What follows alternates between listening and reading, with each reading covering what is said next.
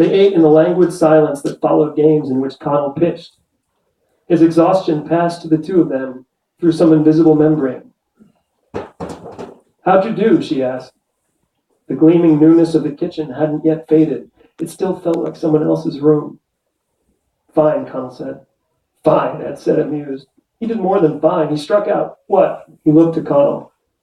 13. "And not one batter made solid contact," Ed said. "I also walked 8 guys. His control's an issue, there's no denying it. He was pitching out of jams the whole game. Threw a ton of pitches. As if on cue, Connell rubbed his shoulder. "But the sky's the limit. A lefty with this kind of velocity, if he keeps working at it, he's going to be a force." She waited for Ed to transition into the discussion of the disease. She caught his eye. He shook his head to say the plan was off. She tried to indicate displeasure, but he looked down at his soup to avoid her gaze. "Ed," she said, coughing. He looked up. Connell's eyes were heavy with fatigue. Ed stood up and put his hand on Connell's head for a second and tousled his locks affectionately. He walked over to the sink and gazed out the window. "What's up? You guys fighting again?" "No," Ed said, still looking out the window. "Just listen to your mother." "You're getting older now," she said. "You're getting to the point where you can hear adult things." Connell sat up straighter in his seat. "The things adults talk about. What your father and I talk about."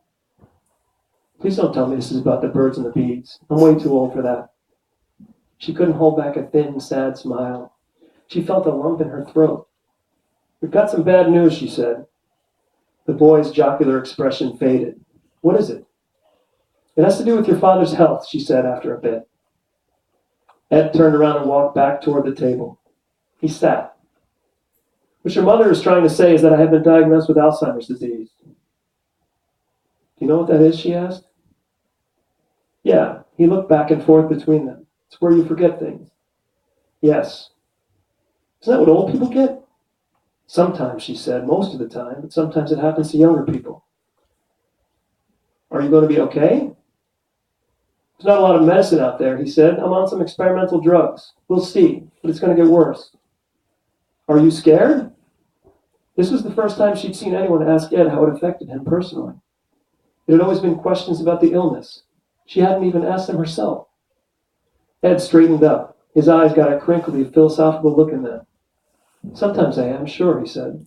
"That's part of it, no question about it." He looked at the sugar bowl, top of which he'd been clacking like a cymbal. "I like my life. I love my life. I don't want to lose it." "Aren't you too young for this?" "If you're asking me, yes," he said. "If you're asking the disease, no." "How quickly will it get worse?"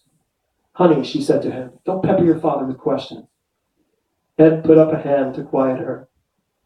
"Could be quick," he said. "Could be years. Every case is different." Connell seemed to chew on what he'd heard for a little while.